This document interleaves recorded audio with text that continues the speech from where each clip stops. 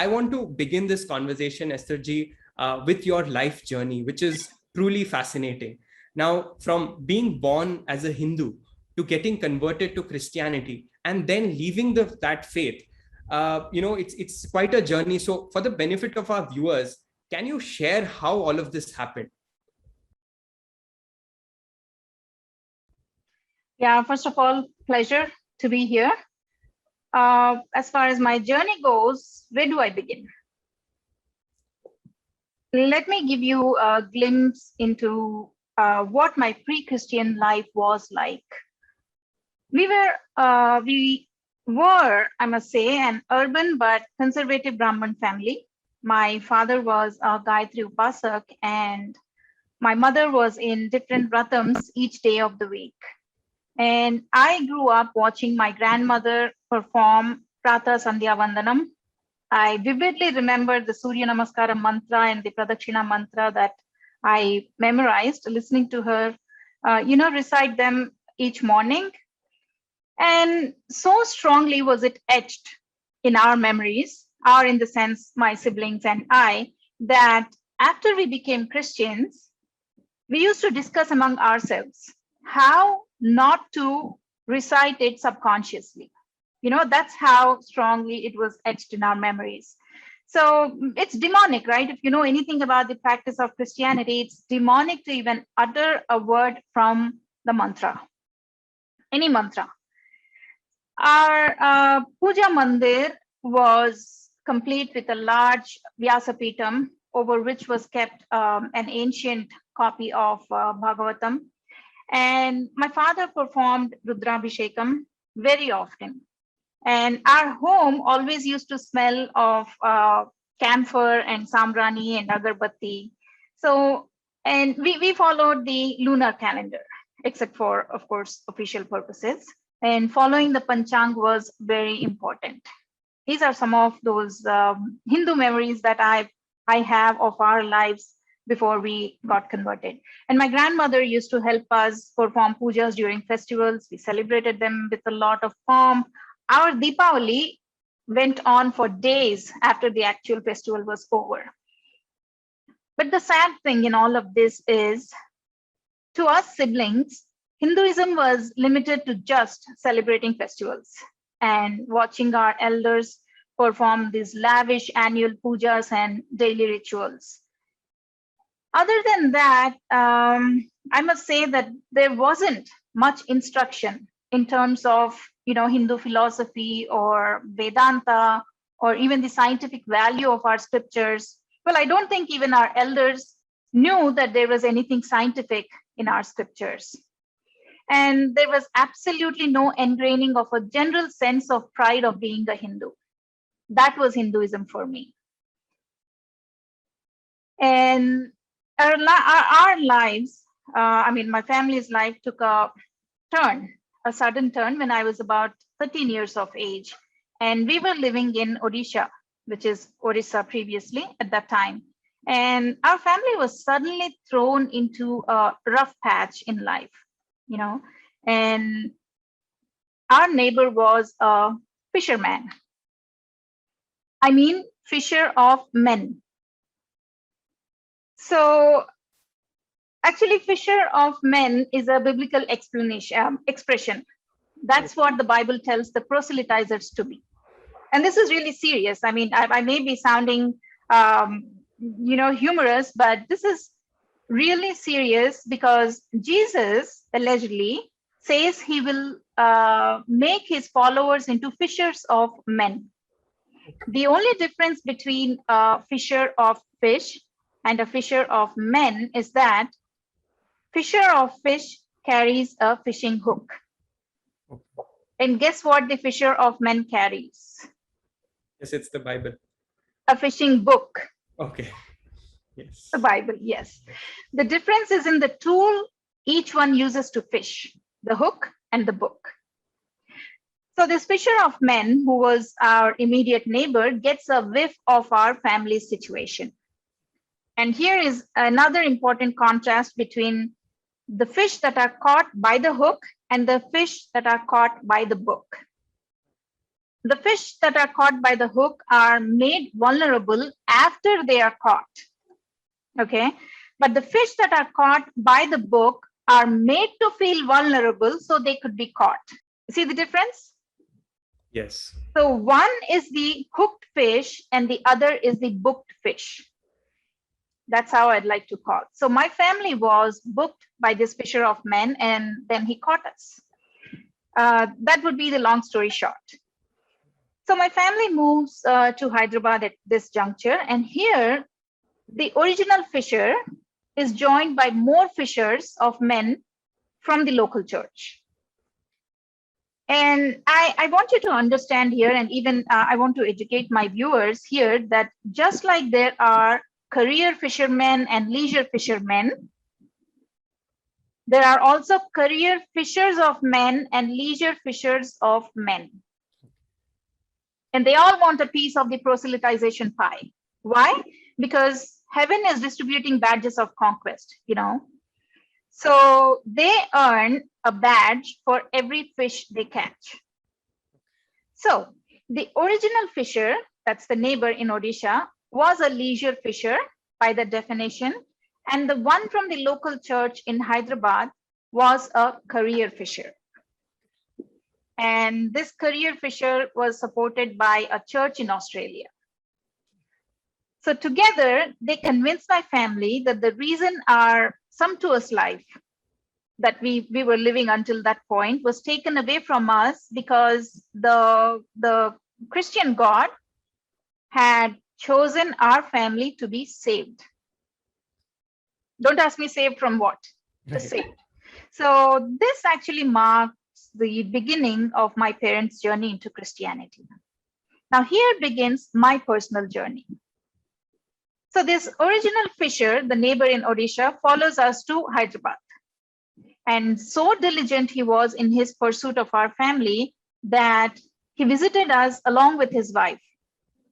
And his wife called herself a prophetess. I'll get in a minute to who a prophetess is and what they do. So they all made it seem like the church was very humanitarian, very charitable, and stood with my family, while none of our Hindu relatives stood by us in our time of need, you know. But here's the thing. There is some truth to how the church presented it. It is true that I can talk from our perspective, my family's perspective. So it's true that our Hindu relatives who we entertained until that point for pujas and annual events, functions, festivals, and all that, turned us away when we needed them. We don't like this fact as Hindus, and we don't like to admit it. But hey, that's the truth, you know. So this, I think, is the advantage that proselytizers have. And it's just an advantage that they are taking. It's just a situation that they are taking advantage of, not that they care for human beings or that they care for their neighbors or anything. They have an agenda, and we all know what that is. I also like to talk here about, I'm digressing a little bit, but let me put it on record that the term rice bag converts has been made popular these days, right? But look at it this way. If a rice bag is what a Hindu family is converting for, why not a fellow Hindu supply it to the needy Hindu and prevent him from becoming a booked fish? It's just a rice bag, isn't it? Well, the truth is, it is not. It is more than just a rice bag. Now, unless rice bag is just a metaphor for all that the church promises to provide to the convert.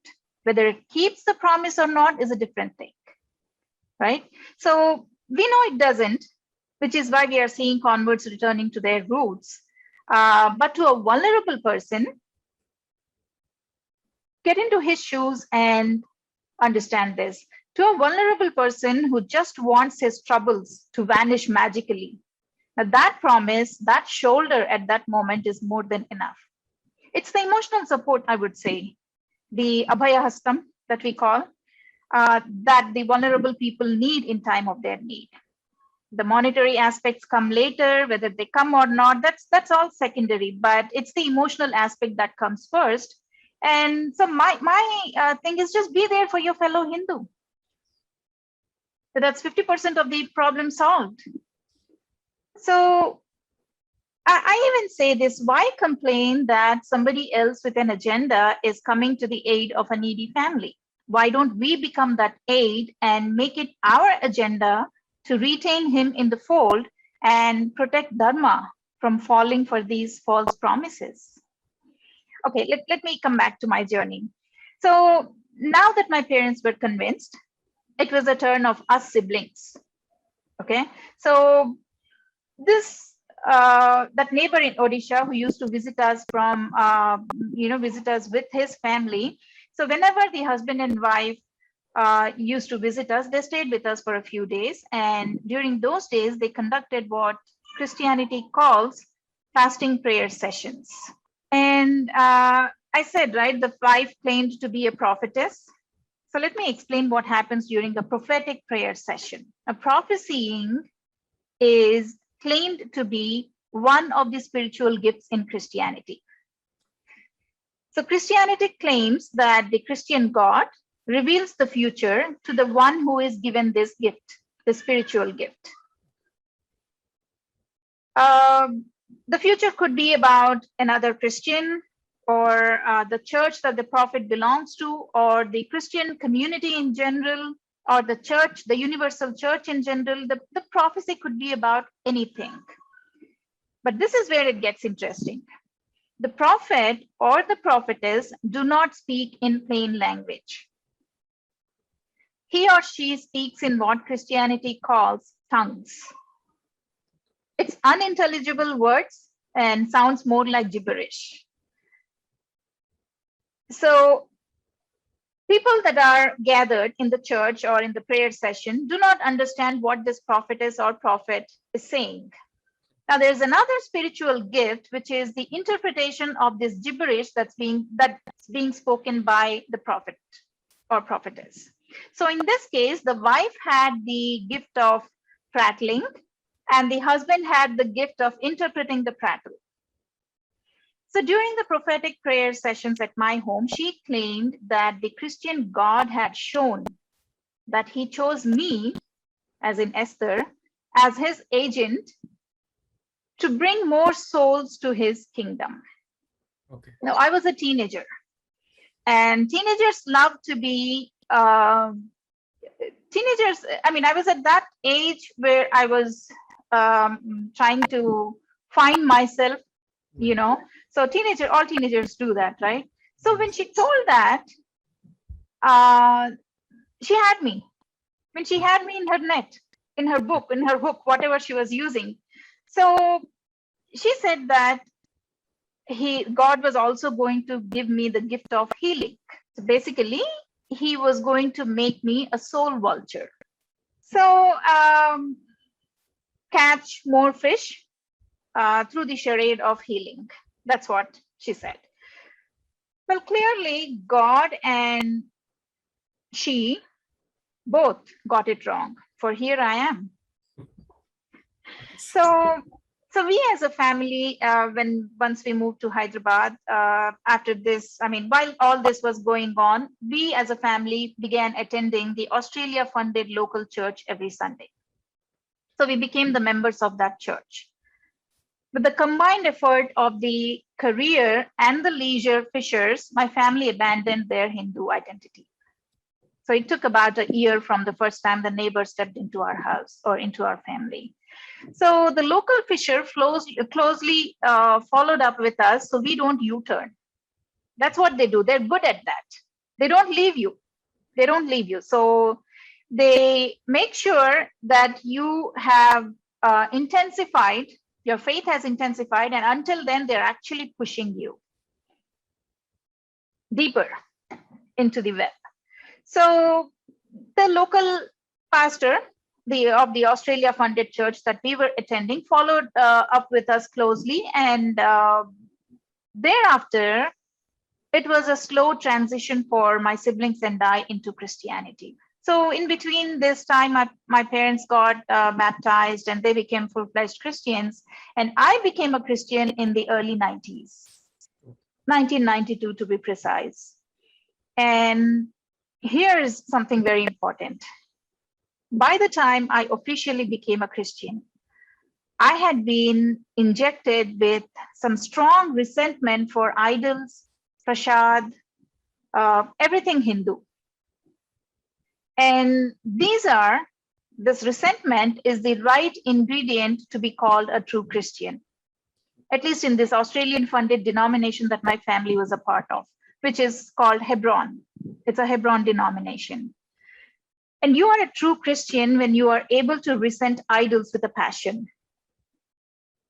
And basically a passionate hatred for everything Hindu, the shlokas, the scriptures, the temples, the festivals, heritage, culture, art, just about everything, the entire Hindu identity too. So you're not a true Christian if you even touch the feet of your parents to take your blessings. Because the Christian God is a jealous God, and love for him must come before love for your nation or even your loved ones. You cannot salute to the flag either. So, I mean, this is the brand of Christianity that's practiced in India. Otherwise, in America, you would see some of the fine patriots coming from the Christian community. So that's a sad reality of our country. Kamalji, I also have to tell you here that my parents, even in their acute Christianness, because at this point they became real Christians and they started going to church, read their Bible, they abandoned their Hindu identity. Well, my mother did not. I mean, she continued to wear her bindi and all that. But as far as the worship was concerned, they were worshiping and believing in the Christian God. Even in that acute Christianness, they strongly objected to the criticism of Hindus and Hindu practices during the weekly sermons that the pastor used to deliver at our home. I remember my father telling the pastor, Pastor, do we have to disparage somebody else to exalt our own? So is the Christian God so weak that he can only be made to stand on the criticism of other gods? So let's not get into that criticism. If you have good thing to say from the Bible, tell it to us. We will listen. So he was he was a polite person. So he had his own way of saying it. And the pastor never abused the Hindus, at least not when he used to deliver sermons at our weekly prayer meetings. So also, my family was unique in one sense, which is my grandmother continued to live with us and she continued to practice Hinduism. Her puja mandir, her practice of Surya Namaskaras, her Sandhya Vandanam, her Vyasapitam, everything was intact until the day she died. So my parents preferred it that way, even though they were told by several proselytizers, pastors that used to come to our house, to have it removed and thrown out. And personally, I don't remember ever verbally abusing or even criticizing Hinduism or my Hindu relatives. What I had for them was pity that they were destined for eternal perishing. So long story short, the next 25 years, I went from a devout to a fanatic Christian. And by the time I left Christianity, I was practicing the most fundamentalist variety of Christianity. Please remember to subscribe to us and switch on the notifications for this channel. For our other social media links, more content, and to support our work, please visit citti.net. Dhanyavad. Namaskar.